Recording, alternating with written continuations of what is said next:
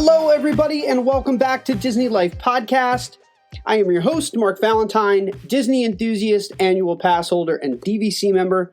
As always, we are honored that you are joining our show today and you're helping us live our best Disney lives. We have an incredibly fun episode today as we welcome Lisa R. to the show, live from the West Coast to discuss her incredible Disney shop, Custom Boutique by Lisa. Lisa also will be updating us on the status of Disneyland and playing a game with us called This or That, West Coast versus East Coast edition.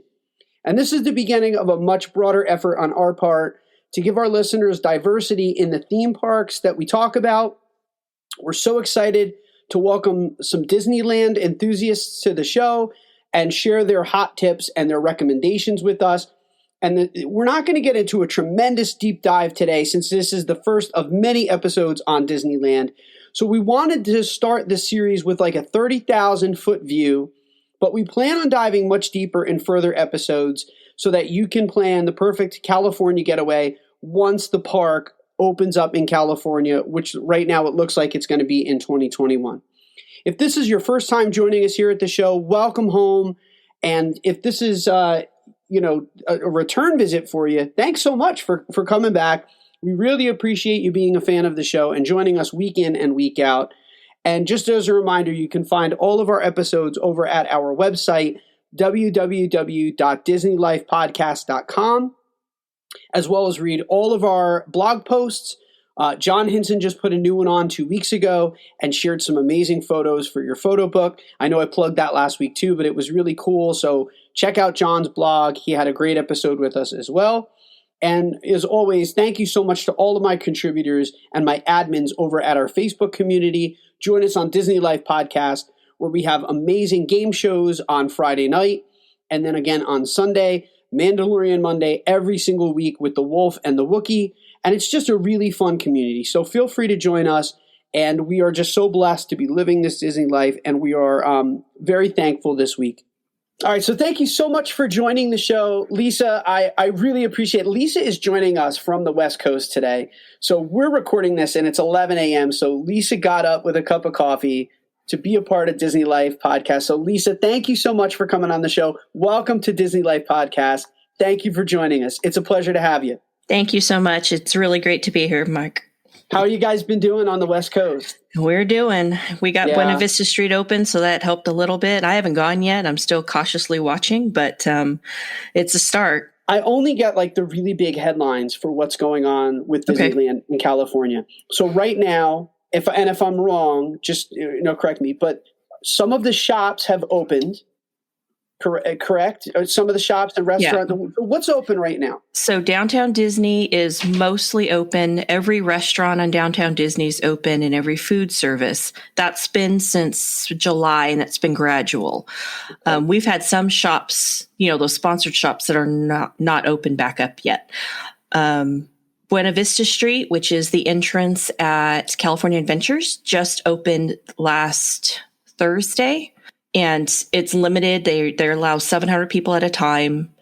The lines are insane to get in, but everyone tells me at night it's a little bit easier. And over there, they've opened up all outdoor dining because Orange County's outdoor dining only, no indoor. Food services, counter service. They have one sit-down Carthay Circle, which is their big restaurant in Disney California Adventure. Mm-hmm. But people are peeking at Marvel Land because that was supposed to open pretty like this last summer, and then it didn't.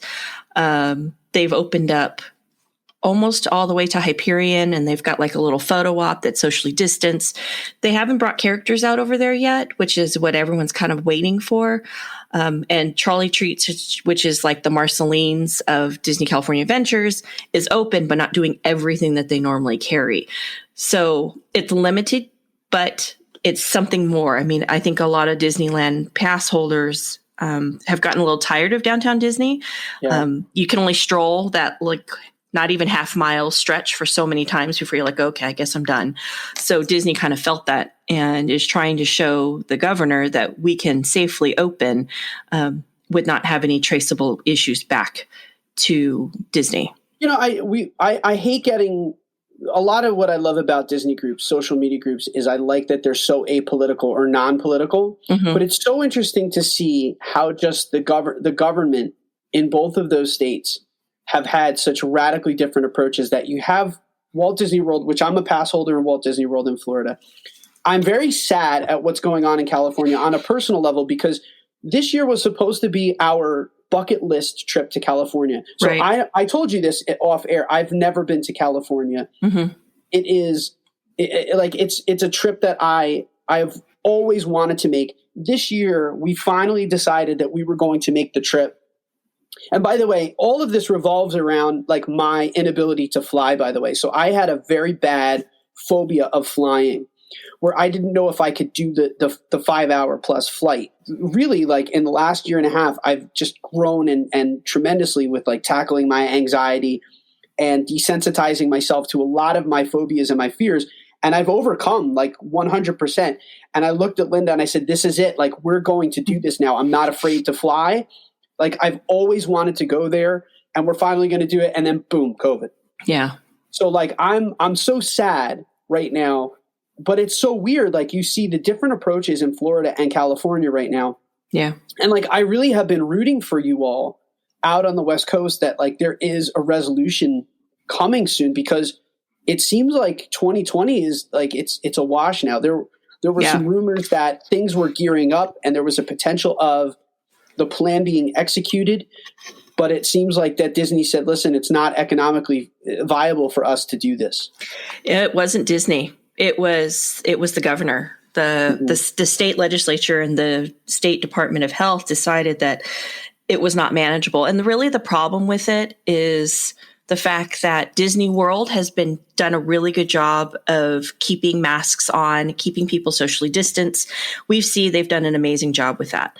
When you go to some of the other parks in Florida, not the case. So California is looking at this going, well, wait a minute. If Disney can control it, that's great. But we have so many parks in California. We have Universal Studios. We have Magic Mountain. We have SeaWorld. The zoos have been able to open because they're all outdoors. But a lot of these places with indoor attractions, Californians, they don't follow instructions very well. That's everywhere. They like to push the boundary, and masks are subjective. That's everywhere. So it's really difficult to try and make these people do this. And the thing that we see is with Disney people, they're going to follow directions because they want to be there. That's not necessarily the case with some of the other parks. Yeah, and our trip in August, that's what we found. It wasn't that people loved the mask mandate at Disney, but they just wanted to be there so badly. You want to be there. Yeah. You don't want Disney to get shut back down. No. So you follow instructions. And that's the thing about Disney people. Yeah. They really appreciate it being open. And so for those people, it's hard because you're going to obey. You're going to be obedient because you don't want it to close back down again. So as far as we know, it won't be this year. We have to get to a certain level. We're supposed to get to the yellow tier, which in California just seems kind of not going to happen anytime soon. Okay. We're all the way back up at the very top of purple where restrictions are. Certain counties don't have any dining at all. That just happened. Outdoor dining is the only option right now for all the counties in California, except for 2 who are all the way in the yellow, which means that they've had like less than 1 case a week. Okay. Well, I know it's closed. Yeah. And like we kind of knew that going into this interview. And I said, hey, listen, in spite of the fact that Disneyland, is closed right now, I said, I'd love to have you on the show because, for one, a lot of my listeners, we are very Orlando based, but many of us crave recommendations. We crave individuals that are out on the West Coast, and we would love to glean some knowledge from you. Yeah. But we also love to just collaborate and talk Disney. So I said, listen, let's come on. I want to hear your Disney story. But also, as someone who's traveled to both parks, I wanted this episode to be like, we called it the tale of 2 parks, a this or that I want to get your perspective on rides and dining and attractions in both places and have a lot of fun with it. So that even though you have not had Disney, I wanted this to be an opportunity for you to live your best Disney life with us virtually today. Absolutely. And you know what? There's so many great things about Disneyland that when you come from Disney World, which is a massive endeavor, and you come to Disneyland, people tend to be underwhelmed. But the fact is that because all the magic in Disneyland has come from Walt directly, it's a much different experience. And I want the Disney World guests who come to California to feel that same magic that we feel. Because I know what magic I feel when I go to Disney World, but it's with a different perspective. Awesome. Let's do this. I'm ready. I'm ready. Let's go. All right. So like I said to you, every guest I always have on the first time that they come on the show, I always ask them to share the beginning or the genesis of their Disney lives. So what was it for you that started your love with Disney? Was it a film? Was it a family trip? Was it like something that you saw, like we see the gift, the Make-A-Wish commercial, where there's a gift, which is, oh my God, right? Like, tearjerker. What was it for you? What started your Disney obsession? I don't really remember where it started. I just know it's always been. I think I was about 5 years old that I first remember going to Disneyland with my parents. And, back then it was the e-tickets and the rides, and you had to have the ticket books. And I don't remember much except that really warm and fuzzy feeling of being in Disneyland. But we'd always gone as kids. We were never pass holders as kids. We would go 3 or 4 times a year. It was always a surprise. So maybe the magic of the surprise kind of fed into it, but loved all the Disney movies. My dad was a huge fan, is a huge fan. So we've watched them all. We've had every VHS. We had Disney Channel. It came out on cable. It's just as far back as I can remember. Was there a trip in particular that stood out to you? I would say probably what really solidified it was my first date with my husband. It was Disney? Yeah, it was. Our first date was Disneyland. I was 17. He was 19. We'd known each other since we were 15 and 17. But we were friends for 2 years before we started dating. That first trip was it. And it kind of added a little romance to the magic, right? So our honeymoon was Disney World, of course. And our first anniversary was Disney World, of course. And we became pass holders. We've gone off and on of being Disneyland and Disney World pass holders over the years. Yeah, it's so intertwined with our marriage and our kids and taking our kids that we kind of don't know where it started and stopped. But that, I think, made Disney just be the thing that we enjoy doing. I love that. Linda and I, when we dated in high school, she would come, like after a while, she would come on our family trips. And then through there was the romance of Disney that was intertwined. And then we took our daughter when she was 3. And now it's such a big part of our Disney. Like Disney is in our DNA. All of my kids' memories are tied to Disneyland and Disney World. We've been, I think my son's first trip, he's 23 now, was when he was 18 months old. Okay. And then as the kids came, I have 3 kids. As the kids came, they went a little bit younger and a little bit younger because you kind of, as the more kids you have, the less fear you have of them getting sick. And my kids have gone to Disney World since they were 3. Yeah. It's like as soon as, thinking back, I probably should have taken them when they were free, but what are you going to do? Well, people ask why we waited so long. And I said, listen, every family, I never judge people that for your family when it's right. Yeah. I said, for us, the primary thing was we were a little germ phobic as well, but we wanted to have our daughter be potty trained so that we didn't have to worry about changing diapers in Disney and having a diaper bag. Like the two of us did Disney enough to know carrying around all of that stuff is a pain. It's a pain. It's a pain. It's a chore. Yeah. Navigating Disney with children is a chore in and of itself. Like you really have to be like Linda's first episode that she ever came on. Like we joked, we called her the pack rat. She's the pack mule whenever we would travel, and that's she makes every fun mom. of me. That's every mom. Every mom. That's exactly what she said. I call myself the family Sherpa. And she said, because I'm the mom. And she was like, dads are lucky. Dads just have their own water bottle, maybe their camera, and their wallet. Their wallet, and that's it. The moms are carrying everything. So like moms, like props to you. But we knew. And it's so funny. Every family always knows when it's a right time. But like since 3, again, that's such a big part of our story. And we love it. Like we go every single year at least once, if not more, because we're DVC members and we're annual pass holders. I love growing up Disney. And I always love hearing people's Disney story. Yours is great. I love it. Awesome. Yeah. Thank you. In this episode, I wanted to focus on 2 coasts, but I want to start a little bit by talking about Walt Disney World in Florida because that's what we do a lot of. So what's your favorite park over on our side of the world? Like, what's your favorite park in Walt Disney World Resorts? It's It's been Epcot for a very long time, because of the Food and Wine Fest mostly. Yep, that's a great point. But Disney Hollywood Studios, I still call it MGM in my head, is a really close second. They've really stepped up all of the offerings to where it used to be just a half day park, and now Hollywood Studios has become a major day.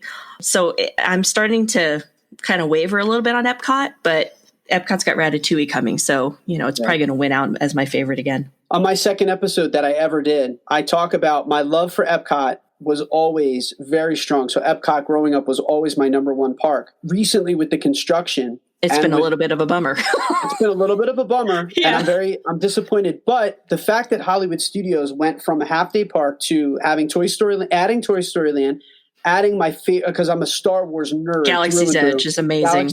Galaxy's Edge is amazing. And then again, me overcoming my phobias of heights and just like thrill rides. Now that I am no longer phobic, and that I rode Tower of Terror and Rock and Roller Coaster for the first time, like it was a life-changing experience for me. It is. I at the age of 41 now said like this is a full park for me. So it leapt over Epcot. Mm-hmm. And I'm the same way. It's Epcot and DHS are real close. It's neck and neck. And Epcot's only redeeming to me is that the Flower and Garden Festival is amazing. It is. And the fact that the festivals completely changed the look of the park really is a big thing to me, because it's not always the same park depending on what time of year you go. Whereas Hollywood Studios is always the same. Yeah, they do a little bit more here and there, but for the most part, it's the same. The only thing right now that Epcot lacks, other than the fact of you can't walk through it because it's walled everywhere, it's lacking some real blockbuster attractions right now. Which that Guardians coaster is going to flip it on its head, because I remember when Test Track came out. Test Track was a huge draw, for a long time, and then they brought in Soaring and they brought in Mission Space. So when they did all those things, it made it a much different park. I know I talked to a lot of people about whether they should skip Epcot. And I'm like, absolutely not. Even if you have kids, there's still so much there because, when they had the Land of Energy, that was kind of a snooze, but it was a great way to escape the heat. So it's like you pick and choose, but they are moving away a little bit from the idea of energy, seas, land. And I liked that about Future World. Yeah. The edutainment aspect of it seems to be waning. It looks like it's gonna be gone, and the Epcot's gonna just be taken over by IPs. I don't mind that. I know that there's a lot of traditionalists that really they loathe the injection of intellectual properties and the World Showcase. I like it. I like the fact that Disney Epcot. I like that it's always changing and it's always growing, because they have a nice balance of what you knew, and they haven't thrown everything out, but they also bring in new stuff every year that makes it a new trip every single time you go. Yeah, that's true. So I love it. So what's your favorite ride? Oh my gosh, Flight of Passage. It's no brainer, right? Animal Kingdom's not my favorite part, but Flight of Passage, hello. Now all they have to do is bring in a different movie and we'll be golden. Listen, I tell people who have never gone to Disney, I cite that ride as a quasi-religious experience. Like I say, listen, when you get off of this thing, you just don't know what happened. You don't know what happened to you. Like it's that good. It's a sensory overload. Mm-hmm. You're emotional. You are emotional when you get off that ride. And my wife doesn't even like Avatar. She does not even like that property. She watched Avatar once when we went when it came out in theaters, because I was so bonkers over it. But she gets off of that and loves, she's like, that's amazing. Yeah. That's amazing. 100%. It's a whole other world experience. Like if you haven't done it, if you don't want to, deal with the wait, it's worth the wait. It's worth the rope drop. It's worth staying till the park closes. Amazing ride. What's your favorite resort? Oh my gosh, Yacht Club. It's a good one. Obviously, walking distance to Epcot. So back when we had park hopping, we could just go there every night for dinner. You've got the boardwalk. It's just gorgeous. Amazing pool. Fantastic rooms. It's really, the Floridian's nice. I've been there. But the Yacht Club, it's a little bit different. I think because it's not so grand as the Floridian. And again, the proximity to Epcot, you can't beat it. Beach Club's nice, same property, kind of. They share the same Stormalong Bay, but when you have kids, it's amazing. That pool spoils you. That pool, we take pool breaks during the day to get away from the heat and to enjoy that amazing pool. You have to make a day for that. It does. It ruins you. The problem is that pool ruins you for some of the other resorts. It does. We stayed at Pop, and it was like, oh, this is kind of a kid park. This is kind of a kid hotel. I wasn't expecting that.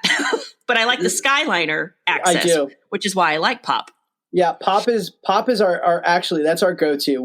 If we have to add days, we always add them at Pop because we like the Skyliner. Skyliner's great. I love the theming at Pop too. Like I have to say, I really love the theming of the resort itself because I'm a big pop culture dude. Mm-hmm. So I like all of the oversized, the Rubik's cubes and the bowling pins. Yeah, that's cute. It's cute, but I don't know. I like the All Stars better, but obviously All Stars aren't open right now. We've done movies, we've done music. I will not stay at sports because of the massive amounts of groups that are there. And I've heard horror stories from people that say the resort itself is very nice, but they purposefully book it with teams and it's just kind of overrun. And if their chaperones aren't Johnny on the spot, that the kids never are, the kids just run amok. Yeah. And I don't need that aggravation. I was a teacher for 15 years. So like the classroom manager in me goes a little like, I get a little crazy. So I think I would honestly like go teacher mode and like just be opening my door and screaming at people in the middle of the night. And I don't need that on my vacation. So we avoid that one. Yeah. We've done sports once out of last minute whim. And it had it always has the cheapest room out of everybody. Yeah. But it was a never again experience because it was just people running through the hallways at 2 a.m. It was crazy. Yeah, that's what I've heard. That's what I've heard. There's just no way around it, but it's like if you're on a budget and you want to be on a property, then that's your go-to. You just have to know you're going to need to bring earplugs. Yeah. Well, if I had no other choice, if you said this is the last resort, this is the last potential booking, and that was the only room that I could get, like if there were even no other upgrades, like if you were like, Mark, the only other thing you could get is Park View for, contemporary, it's going to be $900 a night. I'm like, book it because I'm not staying with that nonsense. But if that was the last possible option, sure, I guess I would do it, but I wouldn't be happy about it. When the kids were younger, we didn't mind it because my kids are going, it's hard to get them to not jump on the second floor or jump off the beds, so I didn't care when they were little. But now that I'm a grown adult and I don't take my little kids because I don't have little kids, we'll spend the coin to go to Woodbetter Resort. So if you had to compare the two experiences, what would you say that you prefer? Do you prefer Walt Disney World or do you prefer Disneyland? Disneyland's nostalgic. It's the magic. It's the original castle. I know people knock our teeny tiny little castle all the time, but you know what? It's the first one that was imagined. Yeah, I understand that though. I understand. It's emotional. I get that. I love Disney World, but I also don't love the 25,000 steps and being dead tired at the end of the day. Yeah, I get that. Look, I understand. Like having gone to Europe, seeing the buildings that are centuries old, like I understand. I get it. That's kind of the same thing is, that it may not be as grandiose or as big as oversized Walt Disney World, but there's history to it. Yeah. I was a history teacher, so I get it. I 100% I get it, which is why I have to go. I have to be there. Well, and, because the parks are smaller, they're very compact. The things that we have at Disneyland are often spread out among 3 parks or 4 parks, depending on what it is. So you have to go to 4 parks to catch every single thing that you would want to do that you do at Disneyland. And I dig that. It's like a greatest hits. Yeah. Because real estate is at a premium. They try to use up every last inch of that space. Yeah. So speaking of which, I know that I didn't really ask you this do you think that because of that, do you think that eventually the Nemo submarines are going to go away? I don't think so. People really like the Finding Nemo ride. And because it's very similar to the Living Seas Nemo, it's basically the same thing except you're in a submarine. It's such an old tradition. It's original Walt imagining that I don't think they're going to get rid of it, but it does take up a lot of real estate. Yeah. I mean, that was 20,000 Leagues Under the Sea. Right. That is the new Fantasyland. Yeah. They drained it and you have an entire part of the park that wasn't there because of that one ride. Yeah. And that's the same thing, the argument about the Matterhorn. The Matterhorn is a backbreaker, but it's so central to the park. Have you done our Space Mountain recently? Yeah. So That is the one thing I have an issue with Disney World. Magic Kingdom has not reimagined any of those rides. So your Thunder Mountain is just as bad. Your Space Mountain is just as bad. And I ride that, I'm like, holy cow. I know I'm older, but I'm not that old. California redid the tracks a few years ago, and it's so smooth and fast that I actually don't really ride those rides in Florida because it's just rough. Yeah. Dwayne, Willie, and I were talking about that specific concept about the need to use some of the new technology to update some of these older rides. Big Thunder Mountain was one that I cited. Space Mountain is obvious. Space Mountain just needs a new track. They need to just they need to gut it. And they're not going to do it right now because there's so many other priorities, but it really needs to be redone. Yeah, it's not worth the wait for the back break. What's the one thing that if you said, I really love that Orlando does, so what's like a ride or what's the best thing in Walt Disney World that you would really love to see over in California? I would love to see Flight of Passage over there. That obviously, because it's my favorite ride. Mm-hmm. Mission Space is amazing, and it doesn't take up a lot of real estate. You know, we've had something similar to that. I would love for them to take out Buzz Lightyear, honestly, and put in Mission Space, because Buzz Lightyear is just, I don't know, it's a sad little ride. I have to give you credit, and I mean this this is a compliment. You're the first person that I've ever had on the show that has waxed poetic about Mission Space. We did a thrill ride episode. I had John Hinson and Dwayne Willie on and Melissa Eckler, and they did not like Mission Space. It was I love that ride. Yeah, that was the last place one for them, for the vote. And the people's vote, that we put it out to the internet and they actually voted it last. So that's cool. Like I dig that. That's a hot take. If you know how to write it, mm-hmm. you're not traumatized by it. But it's really, you literally have to stay focused, going straight ahead. You don't look right, you don't look left, and you'll be fine. And you enjoy the G's and you enjoy the fun. Yeah. But most people don't get that, and they want to be nosy and look at the people next to them. So for those of us that are coming out to visit Disneyland for the first time, mm-hmm. like I realize too, and I hope to not, like, I don't want to spill the beans and do everyone at great in depth. And if you really have fun with us, that's the other thing, is I would love to have you come on and talk about these things mm-hmm. in greater details. But if you said, hey, Mark, like, for those of you who are planning a trip, here are your can't miss dining experiences in Disneyland. Like, what are some quick hits of, and we'll take out our notepads and our paper to say, Lisa said, I have to eat at. Okay. Fill in the blank. So that's not a simple one thing answer. Okay. So I'm going to give you a few. I'm a big foodie. So for quick service at Disneyland, it's the Little Red Wagon corn dogs. They're hand dipped and nobody can touch them. For a table service at Disneyland, then you're at Plaza Inn, which is a little high end. That their fried chicken is amazing.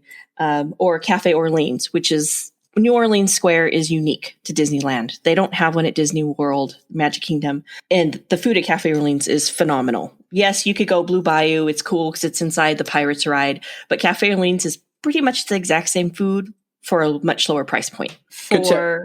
For California Adventures, they have their own amazing eats. So Award Wieners is a great counter service. They have just constantly reinventing hot dogs, which, yes, it's a hot dog, but it's actually not. It's actually more than that. And Lamplight Lounge. It's alcohol. It has amazing eats like lobster nachos. It is a reservation spot. The walk-in list is pretty difficult to get on. It used to be Ariel's Grotto, and it has an amazing view of Pixar Pier. So for a view, for great food, great eats, good music, Lamplight Lounge is the place to be. You had me at lobster nachos. I just want to say. They're amazing. You can get them at Craftsman Grill, but they're not the same. And that's the thing. Disney will take one dish and put it at 3 different restaurants, and they're not the same. There's something different about it between Craftsman and Lamplight Lounge. And if there's like one can't miss snack item for us, what would you say? You got to have it. Your churro. You know, what's funny is I've had churros all over Disney World, every single park, and for some reason they're all stale compared to California. I have no idea what the deal is. Well, that's and there are people who will argue with me on that point because they're diehard Walt Disney World people, and they're like, no, that's not true. At Animal Kingdom, you can get them better. I've had them everywhere. When you have one in California, you're like, whoa, this is what it's supposed to be like. It's soft. It's It's got a little bit of dough to it. It's not over dry. The sugar's not crusty. I don't know what it is. So I have no argument to that because I totally get it. I've had Guinness Draught like all over the place. I love Guinness. There is nothing like going to the Guinness factory and having a Guinness. And I tell people, or just let's just say Ireland. Yeah, that's true. Raglan Road's pretty close though. I mean, like I've told people, like I've had Guinness in Ireland, and I don't know what it is. It is nothing like having a Guinness over here in the States. So I totally understand. Like a churro can be better. It can be better, and it's true. It's just true. It's a silly thing, but to me, a churro is Disneyland because growing up in Disneyland parks, that is the snack your parents get you. Mickey bars, dime a dozen. Get them anywhere. You can get them at the grocery stores. They're great. Mickey bars are great, but there's nothing like a churro. All right, we're going to take a real quick break. And we got a word from our sponsor, Traveling with Lizzie. And then when we come back, I want to play a game called This or That, where I have you pick something from Disneyland and then something from Disney World, and we're going to make you make a decision. So you have to take a pick. It's going to be a really fun game. So we'll be right back in a second. Disney Life Podcast is brought to you by Traveling with Lizzie. You can find them over at travelingwithlizzie.com. Melissa is there to help you plan your dream vacation. Whether that's Disney, Universal, or another destination, leave the details to Melissa and enjoy the beauty of your destination without the hassle of the planning. Most of you may be asking why to book with a Disney travel agent. Why not? Traveling with Lizzie will actually save you money by always price monitoring and applying deals or promotions to your reservation. They are the ones that are staying on hold for hours so that you don't have to. It's a common misconception that using a travel agent costs more. They are completely free to use. That's right, folks. They are completely free. Disney pays them to take care of your every travel need. And they're also there to deal with any problem that may arise while you're visiting the parks. So instead of spending your valuable time at the front desk, you could be in the parks with your family while Melissa is on the phone dealing with any problem. Interested in a free quote? Head over to www.travelingwithlizzie.com and let Melissa help you start planning your dream vacation today. Again, that's www.travelingwithlizzie.com. Okay, so here we go. I want to play a little bit. It's called, like, we'll do like this or that. Okay.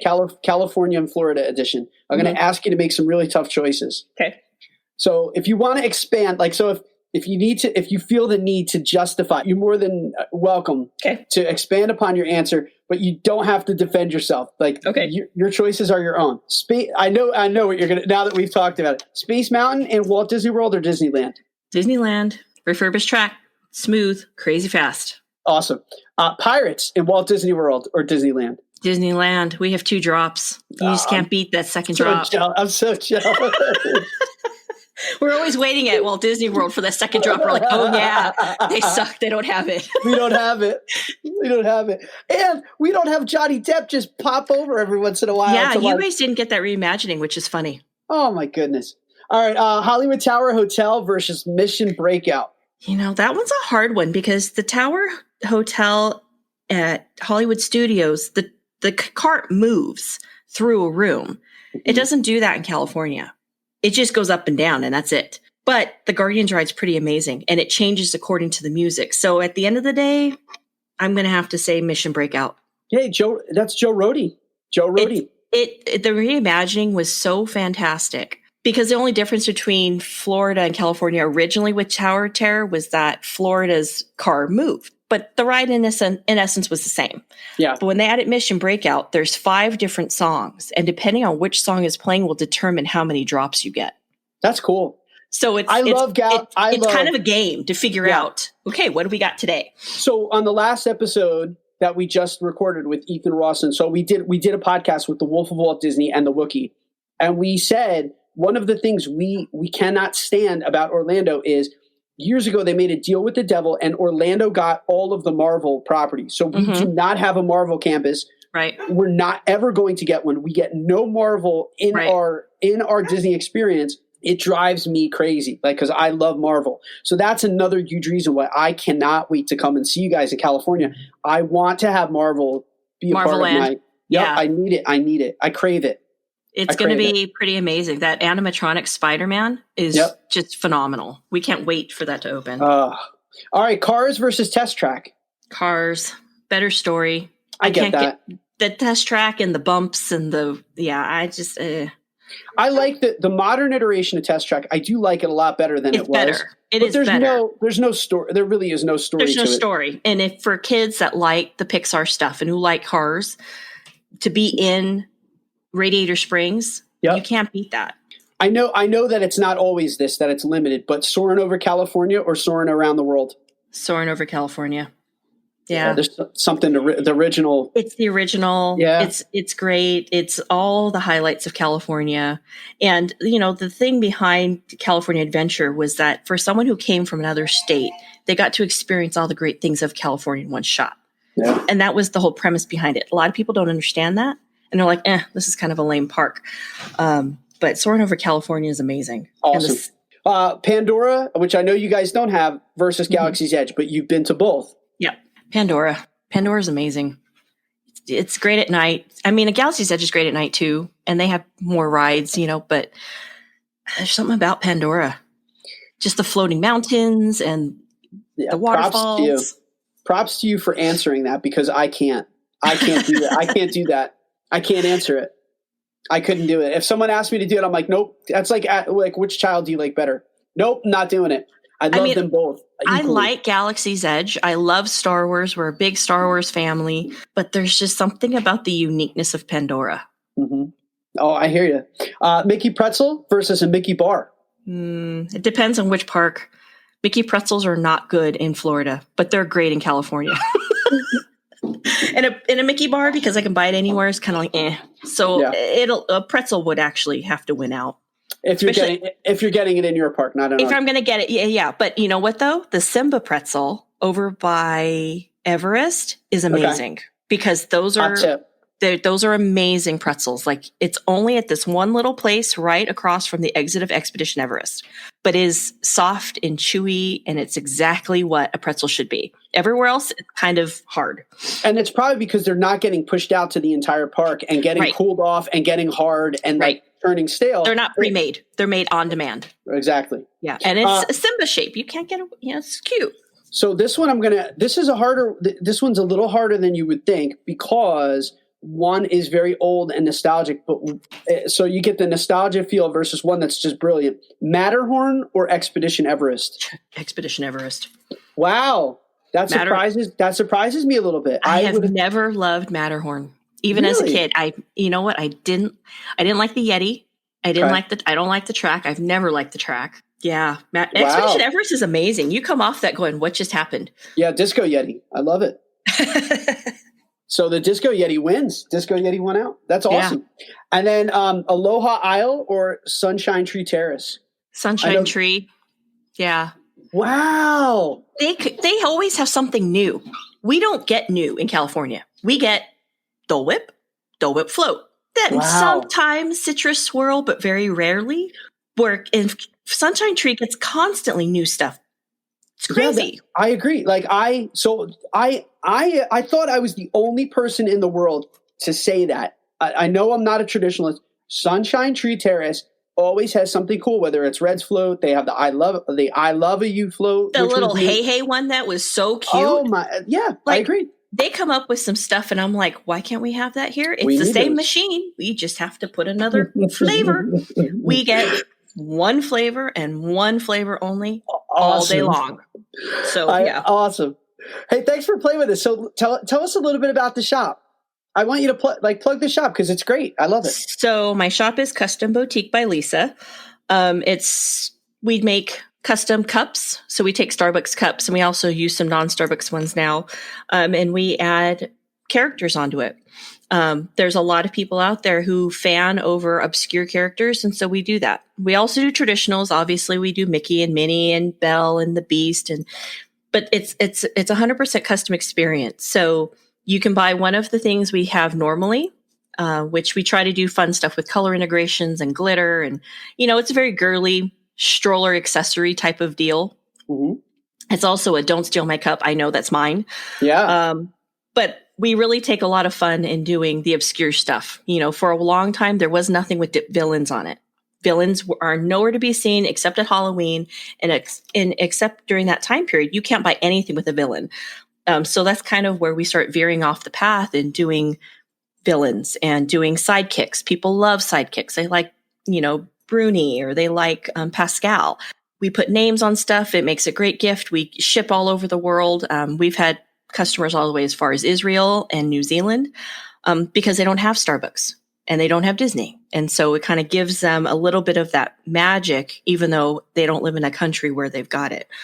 So it's been a lot of fun. It started out as just like a little passion project, and it's turned into a little bit more. Awesome. We do a lot of resin work. So we make trinket trays and coasters and keychains and straw toppers.